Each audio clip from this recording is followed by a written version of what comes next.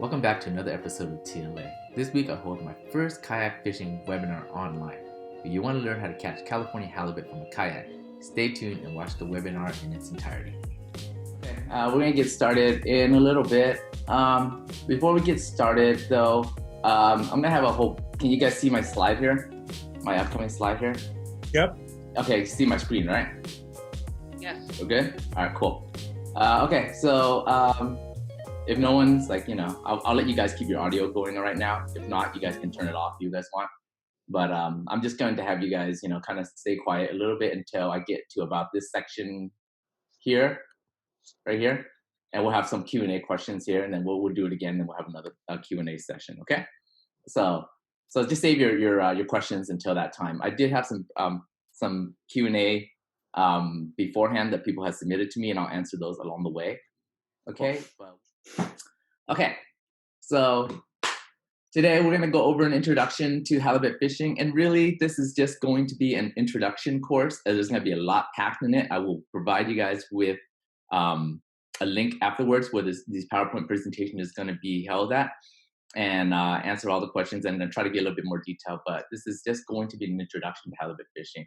But if you guys just kind of follow what I'm doing and what I'm kind of showing you guys here, you'll definitely get on the halibut, and that's and if you guys haven't gotten it, then just go read again what I'm writing in, and then just follow it, and you will get on the halibut. I promise you that. Okay.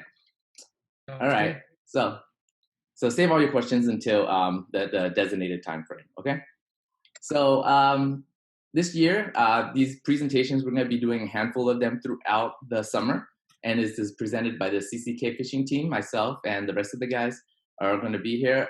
You can see it all on the website. Our bios are all there, and we are here to help you guys get into kayak fishing and help you guys learn a little bit more about it. Whether you want to really go out there and go full-fledged and like us and catch a lot of species, or you're just doing it for a weekend once in a while, we're here to help you guys, okay? And we're putting on these seminars to help you guys do that, okay? So California Canoe and Kayaks, we have stores in Redwood City, Brooklyn Basin, and Rancho Cordova. The new one in Brooklyn Basin is still being open, and I will send out an email to everybody here when that is going to happen. It's a beautiful store. I just been there, I think last week, and it's right on the waterfront, and they're moving from the other Oakland area to the new store, and it's absolutely gorgeous. So I will send out an invite for everybody who would like to come to our grand opening for that store. Website is there on the bottom, and location and hours. We are still doing some modifications because of COVID-19, but the stores are open for to pick up things if you buy things. Okay, they do pickups. All right, cool. So in each of our seminars, there's going to be a main presenter. And this seminar, I'm the main presenter. The other seminars, the other team members are going to be presenters. Okay, and my name is Nguyen, and you guys know me, aka I'm the Lost Anchovy on the internet. They see me on YouTube, my blog and everything. That's who I am. I've been fishing in California now on the ocean, the bays, lakes for over 10 years now, and I love to target halibut, king salmon, coastal rockfish sometimes, sturgeon. This is the things I love to do. I've been a member of NCKA, which is the Norcal Kayak Angler, since 2008. I'm the tournament director for the ARW tournament, halibut tournament. So if you guys haven't done that, you come out. It's a great tournament. It's a day tournament, and we it's more of just a get together, and then we all fish and we have some fun, and there's some great prizes there as well. This year we had to cancel it because of COVID-19, but in future years we're definitely going to be holding it once all this is kind of died down. 2020 captain of the CCK fishing team, and also YouTube personality, blogger, photographer, writer. I do a lot, so probably a nut more than anything else. Okay, so who's heard of this quote? Okay, famous quote: "Give a man a fish, feed him for a day. Teach a man to fish, feed him for a lifetime." Right? That's how you do it. So let's talk about modern times here, and this is my own quote: "Give a man a fish, feed him for a day, teach a man to fish, kayak fish, ruin him for a lifetime." And that's pretty much true. Everyone I've shown how to kayak fish has been absolutely ruined by this. So, be warned, be warned. You shall be ruined. Just as I have. I'm done. All right. I think a lot of people just get into kayak fishing because they think it's, it's cool, we see it on YouTube and all this stuff, but it's so much more than that. It's just, it's a lot more than that, as you'll see throughout the presentation. And that's why I'm such a big advocate of this sport. Okay. So the seminar outline is basically we're going to review basic safety and kayak fishing essentials. This is very important. I always do this first, and on every one of my presentations, I go over basic safety issues. And this is just the basic. This didn't talk about what you probably should be doing, but this is at least the minimum to get you through. We're going to go over some California halibut regulations. We're going to set up halibut rigs, drifting and trolling. We're going to go over kayak fishing locations in the bay and in the oceans. Understanding some tide, swells, and how to prepare your catch. And then, and that's pretty much it. And this is really an introductory course. There's a lot more I can talk about this for hours probably on end, but this is just an introductory course. So this is going to help you guys just get your foot in the water, okay? Okay, so my number one reason to get into kayak fishing is the kayak fishing community and the meaningful relationships that we built throughout the time that we go kayak fishing. And that's really, for me personally, why I do what I do. It's not so much about the fish. To me, it's about the meaningful relationships that I built along the way, and those have been probably the more cherished things that I really have gained out of this sport, you know. And these are the people who's going to be watching your back when you're on the ocean. They're going to be they're going to be with you when you're you caught that big fish and you want to share it on social media. They'll be taking photos of you. So it's just a great experience when you're out there and you meet all these types of people. And that's why I'm such a big advocate of this, because, we're all stressed out now, COVID-19, but, the community does help you get through a lot of these difficult times. And so that's why I'm a big advocate of that. Okay. We are kayakers first. We are fishermen second. That's always been my motto when it comes to kayak fishing, because you have to always remember when we're out kayak fishing in the ocean, we're kayakers first. We have to abide by the laws. We have to know our safety issues. We got to dress appropriately, because I want to make sure that everyone's safe. That's the bottom line. I mean, catch fish, that's great. I want to make sure you guys are safe. Make it back home. Okay. And more now, more not. There's so many, since there's so much more of us out in the water, I'm trying to emphasize this as much as I can. I'm giving more resources, more information. I put it in all my seminars. I'm talking about it all the time, like almost like a dead horse, beating a dead horse. But I can't emphasize to you how important this is, okay? So kayak fishing safety. These are the safety essentials, okay? When you're going out kayak fishing, you're gonna need a VHF, which is a marine radio. They have a lot of them on sale. They're ranging from roughly $99 to about $200. I recently saw a Standard Horizon one for about $200, minus a $50 rebate from the manufacturer, brought it down to about $150 with GPS, which allows you to send out a distress signal. If ever you fall off, something can't happen, you can press on the distress signal and it will send out a GPS signal, and the Coast Guard can find you based on that location. Okay. So there's great different types of VHF. Dress for immersion. When I talk about dress for immersion, I mean dress so that when you fall in the water, you're able to withstand the cold long enough for you to self-rescue yourself. Because a lot of times people don't understand how fast that cold can reach into your body and how fast it can actually start shutting you guys down and start making you have bad mental errors, right? So I see a lot of people, who get into the sport, they're wearing sandals and shorts, and they're just not dressed appropriately to be out in the water. Now, when you're in La Jolla and the water is about 70 degrees or so, 75, 80 degrees, and it's great, maybe that's appropriate. But here in Northern California, where the water can jump down to 55 degrees or 50 degrees, that's potentially very treacherous if you're put in that position and you fall in, okay? So you have to dress appropriately. That means dressing for immersion. PFDs, always wear a personal flotation device. I was out there this morning and I saw a guy in a skiff and he rolled past me and he was not wearing a PFD. He asked me a few questions and I said, hey, buddy, I answer all his questions. I said, hey, make sure you wear that PFD all the time, okay? He thanked me. I don't know if he did or not, but okay, wear it. It can't save you if you're not wearing it. Communication, let others know your plans. Have fishing buddies. Learn to self-rescue. You can have friends and everybody, but make sure that you yourself know how to self-rescue. Location, GPS, and compass. So these are the essentials, okay? Let's look into weather forecasts and safety. Know the day that you're going out there and what the weather is looking like. So if the weather forecast for a small craft advisory, meaning that you guys shouldn't be out there. Heed that and don't go. You know your limits. I hear this constantly on forums that people need to know their limits and need to know when not to fish. So take that seriously, guys. And learn how to predict tides. There are certain times in the year when tides are going to be ripping a lot harder than other times, and align that with the wind forecast and align that with swells, and potentially get very, very serious out there. Okay, and that's when you have people calling in the Coast Guard and people falling off their kayaks, and the Coast Guard has to be called in, and a lot of unfortunate things happen. So that's why I said this kayak fishing is safety essential. These are just essentials, but it's meant to keep you guys safe.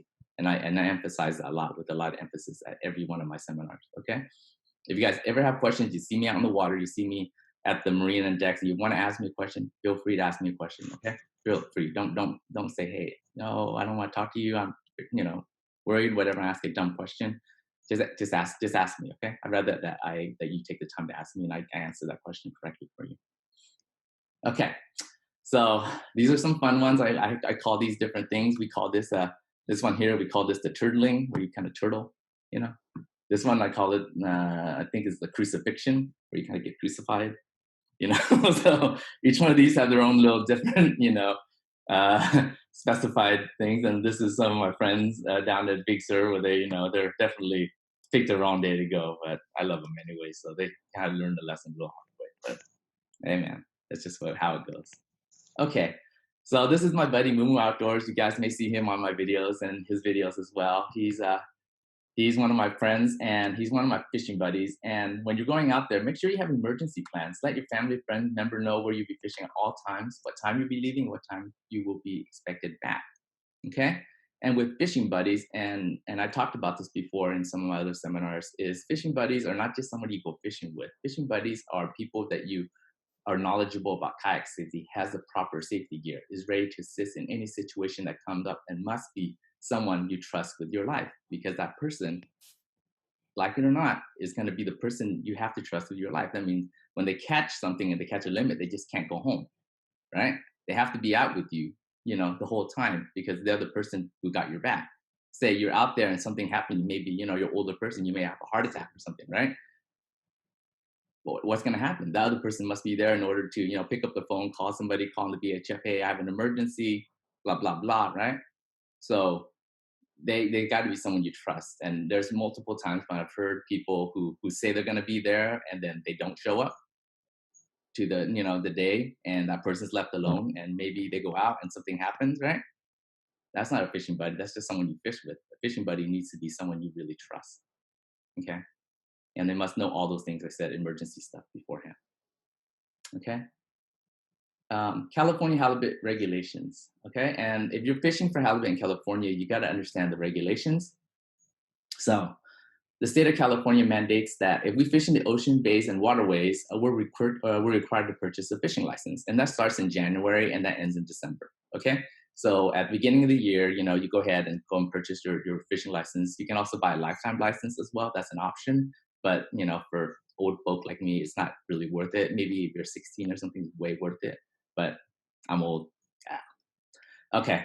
If you have specialized stuff like spiny lobster, steelhead, sturgeon, those require specialized additions to the license. And remember, fishing laws are important. And a lot of people try to skirt this and they say, hey, catch over limit and stuff. I really, really just not like that. Is because these regulations are meant so that we can continue to enjoy the bounties of our oceans, bays, and lakes for generations to come. And they're there for a reason. And ultimately, it's our responsibility as anglers to keep up with the current regulations and follow them, right? Because it's meant to keep our resources alive for us for a very long time. And I'm completely supportive of it. Okay, so for regarding California state regulations and halibut, the state has quotas and limits are constantly changing in flux, and so the scientific data changes, and so the commission checks on the different data, and they do research, and they say, hey, like this stock is down, so we need to change up regulations. This year the stock is up, so we'll change the quota for this year. And so it's based on the data that they're being collected. And so for this time, and this time, and once again, things can change. 22 minimum total length for halibut from snot to the longest lobe without any tail manipulation, 3 bag possession limits north of Point Sur, and 5 bag positions south of Point Sur. So if you're in Southern California, you get 5 fish. Up here, we get 3 fish, okay? And no more than a daily bag limit of 3 can be taken at any one time. Okay, so when you're measuring a California halibut, this is what I use, and this is what I recommend. Okay? I recommend using a hog trot measuring device. And when I say this is what DFG uses. They use some sort of something that's similar to this, okay? And then they put it on it and then they measure it. And so I recommend that you use the same type of device, because then it keeps you and DFG in alignment with what you guys are both measuring from. So there's not a big discrepancy in because I don't want you guys to like get like a ticket or something, because you know you're measuring with a tape and they're measuring with a board. So if they're measuring with a board, you should be measuring with a board. So there's no discrepancy, okay? And you want to measure from the snot into the tail without any tail manipulation. Okay, so that's, I know I ran that through real quickly, but this is the first part. You guys want to jump in Q&A? What's a good tides? What's a good tides and wind conditions for a new person to be looking for? Okay. Like, we've taken like 1 to 2 foot swells, 3 to 4, 5 to 6. You know, I know wind is a big factor. Yeah, wind is a big factor for safety, correct. But I don't think wind is so much a big factor for catching halibut. Tides are going to be a big factor for catching halibut. And we're going to talk about tides in a little bit, but I can jump a little bit. I can answer that for you guys. One of the big things you guys have to understand about fishing for halibut is definitely about tides, okay? Because they're such a tidal fish, meaning that if you understand how they bite during a tide, you will catch them, okay? And that means that when the tides are really running strong, which is around a full moon or so, that's not very good halibut fishing tides, okay? Because halibut like slow, steady tides, which is between, I think, like 2 to 5 feet, no more than that. 6, 7 feet, you start getting into tides that run really, really fast, and they don't like that very much, and it muddies up the water. And I'll talk about the tides in a little bit. Also about swells. Swells such as south swell will actually kill a bite altogether. Okay, if you guys don't know about south swells, you can look it up. It's kind of outside the scope of this, but south swells, if you see anything that says south swell, I don't recommend going out. It just kills the halibut and groundfish bite altogether.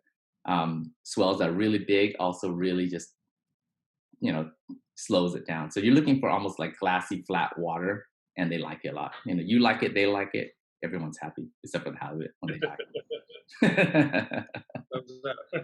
Right? It's like, hey, I like it. Okay. Any other questions? Means getting out early, right? Yeah, getting out early if you can. You know, well, no. Getting out early will give you more time to fish. Being very specific in when you fish will get you more fish. Being more, you know, understanding how the tides work and getting there when the tide changes will get you more fish. You don't necessarily have to get out and spend so much time if you know what you're doing. Hey, Keith, quick question. What's up? The large swells you said are not good for the bite. Is that referring to halibut or fishing in general? Ground fish, mainly ground fish. Anything that's on the ground, like lingcod, rockfish, anything there's a big swell like that, it usually just turns down the bite altogether. A south swell will actually just kill it altogether. Why is that? Can you explain that? It just turns up the waters. Maybe something that I don't like, but I just know. I just been fishing for 10 years, and every time there's a big swell, fishing just tanks, man. South swells just kill it altogether. And like today, I think I was at Half Moon Bay, and there was like a red tide or like a red tide. Is that red tide, right, Chuck? Like a red tide? Yeah, algae bloom, red tide. Yeah, algae bloom. Yeah, that kills a bite too. Yeah. Like all those little things that kill a bite. Yeah. All the south swells have such a long interval. It makes it really surgy underwater. Yeah. It might just, make the fish want to just hole up and hide out. Yeah. That's basically I went out this morning with Alan Bushnell in Santa Cruz and nada, because he was telling me because of the swell and or whatever this algae bloom. Could be a swell, could be a red tide, any of those combinations, and it really just, and you can just look at the water, you can look at what's going on, and you can say like, hey, we're not gonna have a good day. Go inside and have a beer or something. But I got a workout in because it was paddling. Yeah, exactly. So, Okay, any other questions, guys? Before we move on to the next section? I got a quick question here, just about when you said prepare for immersion, so can you give us some examples of how to do that, to dress for that, like wetsuit? Any other examples, maybe? Yeah, let's talk about that. So when you're dressing for immersion, basically what you're gonna do is when you have to dress when you fall in the water, right? And you're not dressing for the temperature on top of the water, you're dressing for the temperature under the water, right? So the temperature upside could be great. It could be like 75 degrees, 80 degrees, right? And underwater it could be 50 degrees. So you have to account for what's under the water. And so when you're dressing down, you have to dress so that you can keep your core temperature warm enough. So it's not freezing your core temperature. So wetsuits are great, okay?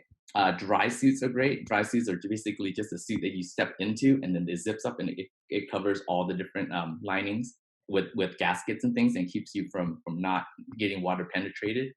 So wetsuits and dry suits and dry pants and all types of different things. Just don't wear any cotton. Okay, cotton absorbs water and it just gets you more cold. So spend a little bit more money, like maybe I think I saw a sale at REI for like $79 for a Farmer John's. That's just a great price because I think those are normally 150, right? And it was like for 75 bucks. You know, don't wear waders. Don't wear waders. Don't wear waders. Do not wear waders. TLA says so. I will stand by that. I've seen too many people, wear waders and then water goes in and it's just like, it's not a good deal. Okay. Any other questions? Taylor, you got to mention about radios too, in case of emergencies. What about radios? In case of emergencies, if they can't self-rescue or just in case they can't get back on their kayak, the radios are essential. Yeah, absolutely. Radios are essential. Do you guys know what channel emergency is over here? 16. 16, correct. 16 is for emergencies. Normally up here in California, we use 69. Early in the morning before you start your day, always grab your radio, call in and say, hey, I need a radio check, just to make sure everything in communication is good. And someone on the other end should say, you're loud and clear, or you don't hear. If you don't hear anything, your radio's out, and you probably should think about not going out that day. Okay? But make sure you guys have a radio at all times, and it's charged and it's good to go. Very, very important. I'm looking to do an interview with the Coast Guard to talk about some of these different things that, safety issues. So stay tuned for that, okay? Cool. Any other questions? Cool, okay, let's move on. All right, so part 2, we're gonna talk about trolling rigs, live bait rigs, halibut locations, find out where TLA fishes. All right, so the bay is absolutely gorgeous, but the bay can also be absolutely dangerous. So early in the morning, that's why we go fishing early in the morning, because that's when the weather is going to be nicest. Okay, so mainly in the ocean or in the bay, you can use a 3-way trolling rig. Sometimes you can use a dodger or a flasher or something like that. Isn't necessary. Okay, but basically this goes to your main line. Oops, let me go back. This goes to your main line. This goes to the weight. You can either use a 3 to 12 ounce weight all the way to 16 ounce weight. It all depends on the current, the tide. You just change it away so that it reaches the bottom. Okay, and then this will go either to your anchovy, your herring, your squid, your sardine, whatever your choice of bait is. Okay. Live bait rig is basically the same way, except you have a hook here. And a lot of people always ask me, like, what types of hooks should I use? And I say I use Gamakatsu, I use different like live bait rigs, live bait hooks. But the most important part is that you want the hook to allow the bait to swim freely. Okay, you want the hook to not be overly big for the bait. You want the hook to match the bait so that it allows it to free swimmingly. So if the hook is too big, it just drag the bait down, right? And it'll cause the bait to look unnatural. And you kind of kill the process. You kill the kind of idea of why it's live bait, right? It's swimming along and looking like it's lost, is whatever it is, and it gets hammered. So you want to make it free as free flowing as possible. So you want to match that hook to the bait, okay? And so sometimes when you go on charter boats, you actually see they use very, very small hooks for their anchovies. But the thing is, you got to remember is that the halibut would just inhale the whole thing, and that hook will hook into their mouth, even if it's small as it may look. But they want to make sure that that hook allows the bait to swim freely. Right. Okay. Questions on that? Good. All right. So So these are the different types of bait that I like to use. So Actually, sorry, Keith, I do have a question. Where's the proper place to put the hook on live bait? You can just put it through their nose. You know, for a shiner, you just kind of put it right through their nose. For a shiner, since they're bigger bait, I would use right here, and then I would put a little stinger hook right here. You guys know a stinger hook, like a treble hook? On the tail? What? On the tail? On the tail, yeah. Because what you see sometimes halibut, they'll eat it, but then sometimes they'll just rake the back of it. And so if you have like a treble hook or something, it'll grab that hook in the back. It's called a stinger hook. Okay. And I like to use one hook in the front and one hook in the back. Right. Okay. For larger baits. Okay. Do you try to catch your own live bait frequently?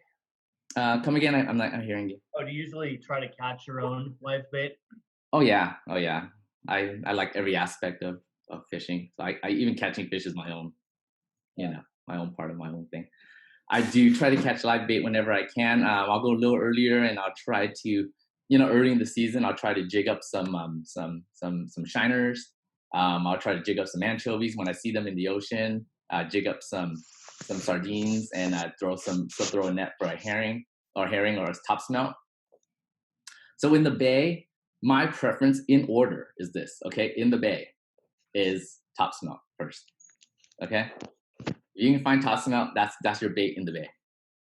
Jack smelt in the ocean, shiner perches in the bay, anchovies can be in the bay or the ocean, sardines are in the ocean. Live squid, if you can ever find live squid, and they're mainly in Monterey, they are excellent halibut bait. Mackerel, and these are kind of things. Pacific herring. Starting in early January, there's a big herring spawn. It's also on my blog. I have a big thread on it. People follow me on.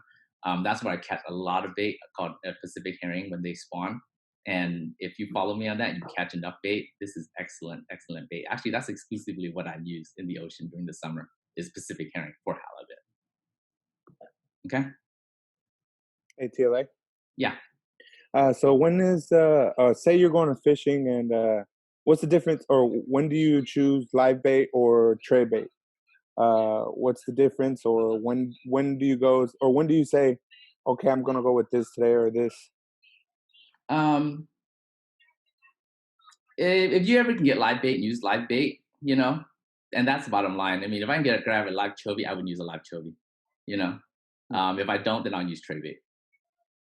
Live bait always works tremendously better than other baits. Okay, so if you can, use it. Okay. Thank you. All right, let me. So what size hook are you using for live bait? Like, I know you mentioned that obviously too small they'll swallow the whole thing, but are you going for like 1 aught or 2 aught, like kind of standard, or you're looking? Yeah, just use whatever matches. I don't even follow their little size. I just find what fits in their mouth and let them swim freely, and I just throw it on. Seriously. Yeah. Very cool. Okay, cool.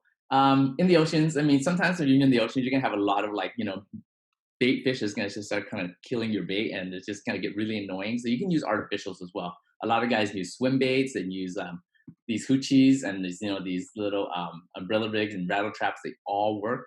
Okay, you can just jig, and you'll head a halibut as well. So they work really well as well. So I know a lot of commercial guys troll using hoochies and things like that. It's just easier for them. It works. Okay, so popular kayak locations: Oyster Point, Alameda, Berkeley, Paradise, County Park, Christie Fields, Treasure Islands, Point Richmond, San Quentin. These are all great areas to go fishing in the bay. Okay, in the oceans, you have Monterey Bay, Big Sur.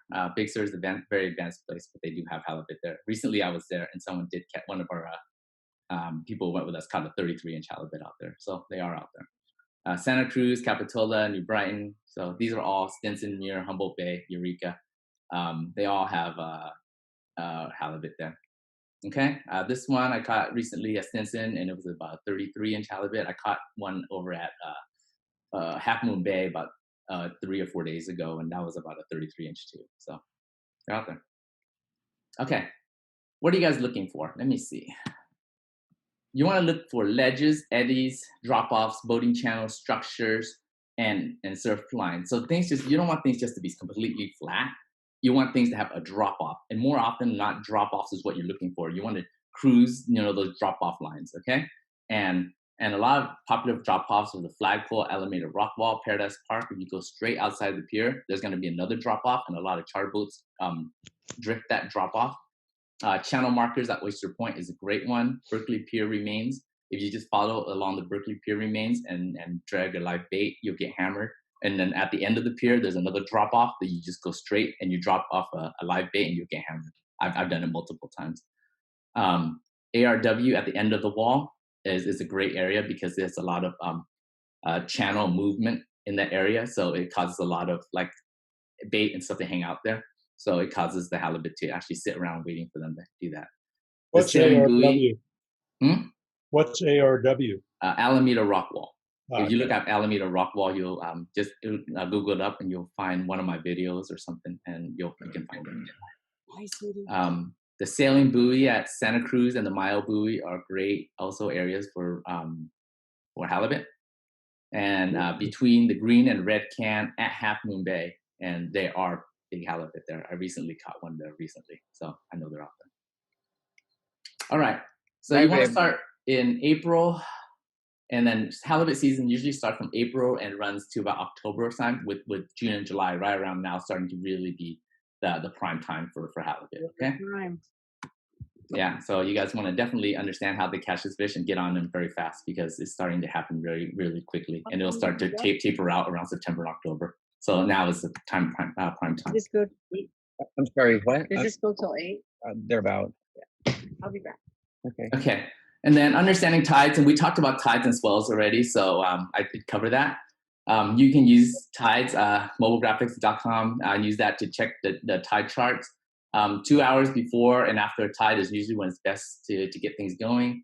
And so if you're looking at here, I have another 5 minutes, but if you're looking at how a tide works, it usually goes in and out. And this is what they call flat downtime, where nothing really bites. Right as the tide moves, as the tide begins to move, you have this window right here, and they'll all start biting. This is why I talk about being very efficient in your fishing. You understand these tides, and you're targeting this part right here, and along this area right here, they'll start to slow down, but they'll still bite. And then right as the tide slows again, they'll bite again.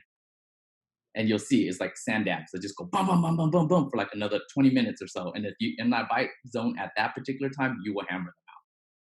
But if you don't, you'll miss it, they'll slow down again. So that's really the time. It's just understanding where they are and how when they're about to bite, understand what structure is holding fish at that particular time. Get on it, wait for that tide change to change, and then get right on them. Because they'll bite for 20 minutes or 30 minutes. And then if you're on them, you'll get 3 fish easily. Okay, so that's the key. That is the key to halibut fishing. Okay, so let me run through this real quick. We have another 4 minutes or so, and then we'll get to the last part. And I have these questions because one question is, once you catch a fish, what's the best time to preserve it while you're keeping fish in and out of the water? So after I catch a fish, I usually people use some kill bags they use on their kayaks.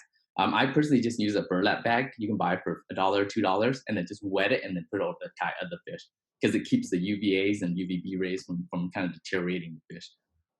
Also, make sure to bleed the fish, like right under the gills. Just go ahead and take a knife or something and cut that gill plate. Cut that gills because it allows it to bleed out any hormones, and it's a big difference in how the fish is going to taste. Okay.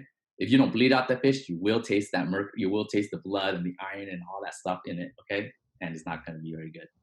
Okay, and then immediately put the fish on ice and seal the fish as soon as possible. Okay, here's one of my salads I have for halibut, and you can find it online here, and I have all the recipes here. And that's it. So I have about 3 minutes or so to entertain any questions. I know I went through it fast, but I will put this online, okay, for you guys. Go ahead. Any other questions? Are there any recommended bait shops near any good spots? Bait shops. In San Jose, I go to Fishery Supply off Story Road and McLaughlin. In San Francisco, you can go to the live bait pier. I think it's like J and P and J or something off in San Francisco. I don't know if Berkeley still has a live bait right now, but Berkeley Marina also have live bait. So that's mainly what people go to catch live bait. Yeah. When you fish out of Oyster Point, what do you do for bait there? since there's nowhere to really get live bait? I'll try to make bait beforehand, or I can try to jig up some smelt if they are out there. Sometimes there's plenty of smelt, and use a sabiki lure and just try to jig them up. Yeah, and then you can send them down. If they're they're good size, they'll can hammer them out. Right. Yeah. Do you ever Hey, use frozen bait? Go ahead. Do you ever use frozen bait? Yes. In the I use actually in the summer I use exclusively almost Pacific herring. Pacific herring during the herring spawn to catch a halibut because they love that bait. They like eye in on that bait like no it's no tomorrow in the ocean. In the bay they don't eye on it so much, but in the ocean they love herring. And during the herring spawn in January, that's when I load up on them. And you guys can follow me when that happens. It's on my website. Okay. So when you're using live bait, you're just kind of just floating with the current, basically kind of drifting. Mm-hmm. So how fast are you going when you're trolling then? Right? You don't have to troll it live bait. You're just drifting live bait, and you can use multiple rods in the ocean. When you are not don't have live bait, what I'm saying. Oh yeah, maybe like 1 or 2 miles an hour. No more than that. No more than 2. All right, I think that's it. I'm sorry, guys. Next time we're gonna have a lot more time to talk about all this stuff. Okay, but I'll put this online for you guys. Okay. Okay, so if you guys enjoyed these videos, make sure to smash the like button, share, and subscribe. You can also find my tutorials blog at www.thelastanchovy.com. So good luck and tight lines. TLA out.